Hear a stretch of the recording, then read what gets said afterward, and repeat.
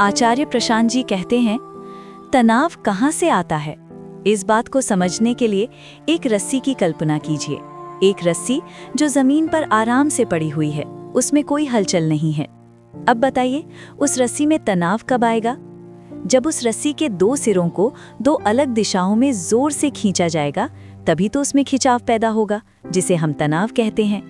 और अगर आप एक लंबी रस्सी लें और उसे 5-10 लोग 5-10 अलग अलग दिशाओं में खींचना शुरू कर दें, तो क्या होगा? रस्सी कहीं जा नहीं पाएगी, वो किसी एक दिशा में बढ़ेगी नहीं, बल्कि जम के खींचेगी, कभी इधर कभी उधर, और उसमें तनाव भरपूर रहेगा। आचार्य जी कहते हैं, तनाव सिर्फ खिंचाव है, और खिंचाव तभी होता है जब आप कहीं और जाना चाहते हैं और कोई और आपको कहीं और खींच रहा है।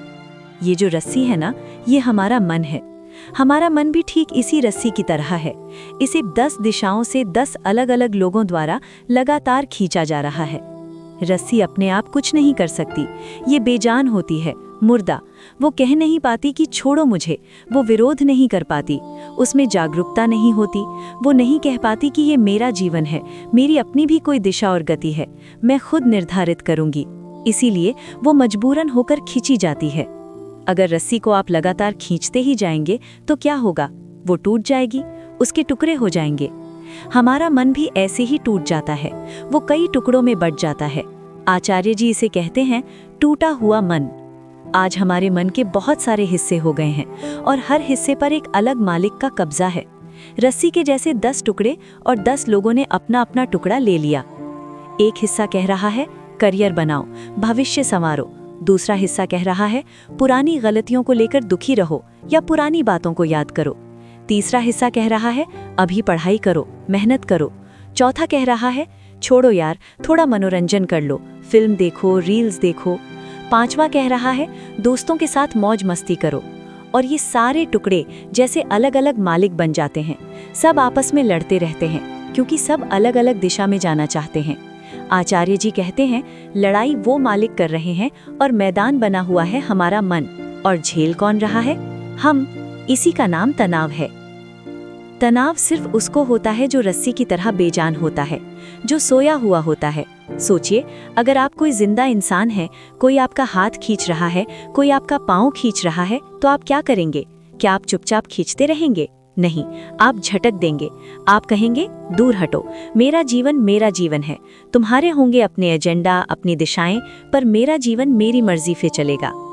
तनाव इसलिए है क्योंकि जब हम खुद को कमजोर और सोया हुआ मानते हैं, तभी लोग हमें अपनी मर्जी से खींचते हैं। यही है असली तनाव।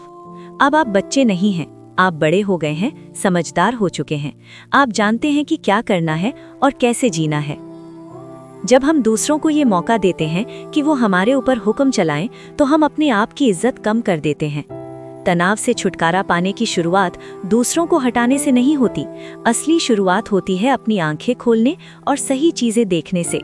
ज्यादा बड़ी बात है ये देखना कि हम परेशान हो रहे हैं, ये देखना कि हम व्यर्थ फंसे हुए हैं। हर समय कोई न कोई चीज हमें अपने अनुसार चलाने की कोशिश करती रहती है। कोई नई बात, कोई नया विज्ञापन, कोई डर या कोई उम्मीद, और हम बिना सोचे समझे धीरे धीरे उनके हाथ में नियंत्रण दे देते हैं। जो व्यक्ति खुद को जानता है और अपने बारे में साफ है, वो ये भी जानता है कि वो कहाँ जा रहा है। उसे 10 लोगों से पूछना नहीं पड़ता। तनाव से मुक्ति के लिए ये धारणा छोड़ दो कि तुम्हें अब सहारे की जरूरत है। ये धारणा छोड़ दो कि कोई और आएगा और तुम्हें दिशा दिखाएगा। जो भी आएगा वो अपनी मर्जी के अनुसार तुम्हें खींचेगा। अपने मालिक बनने के लिए किसी और मालिक की तलाश मत करो। डर को छोड़ो, इस धारणा को छोड़ो कि कोई नुकसान हो जाएगा तुम्हारा। तुम अब मजबूत हो, तुम अब बड़े हो। थोड़ा हिम्मत दिखाओ, थोड़ा भरोसा रखो खुद पर। अब चलो अपने कदमों पर।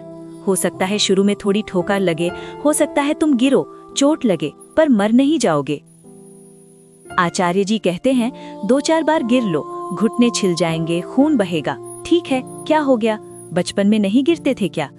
तो 2-4 बार फिर से गिर लो, पर रस्सी की तरह मत रहो, बेजान, मुर्दा, गुलाम। हम तनाव तब महसूस करते हैं जब हमारा खुद का तरीका या रास्ता नहीं होता। जब नाव को चलाने वाला कोई नहीं होता, तो उसे हवा और पानी जहाँ चाहते हैं वहाँ खींच ले जाते हैं। नाव मजबूर हो जाती है।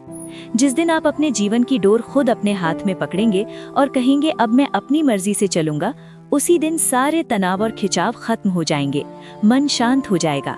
ये मन किसका है? ये जीवन किसका है? ये शरीर किसका है? मेरा। तो फिर इसके मालिक भी हम होने चाहिए।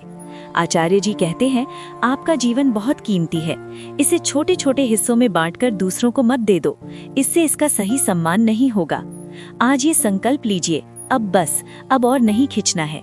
जब आप सच में समझ जाएंगे और जागरूक होंगे तो दूसरों को दूर करने के लिए ज्यादा मेहनत करने की जरूरत नहीं पड़ेगी, ये अपने आप हो जाएगा। अपनी आंखें खोलिए, अपने दिमाग और समझ का इस्तेमाल करके जियो। अब आप छोटे बच्चे नहीं हो। जीवन तब खुश और शांत रहता है जब आप सच में जागरूक होते हैं। खुद को जानो और आजाद बनो। आप सुन रहे थे सही दिशा, जहां हम आचार्य प्रशांत जी की कही हुई बातों पर चर्चा करते हैं। धन्यवाद।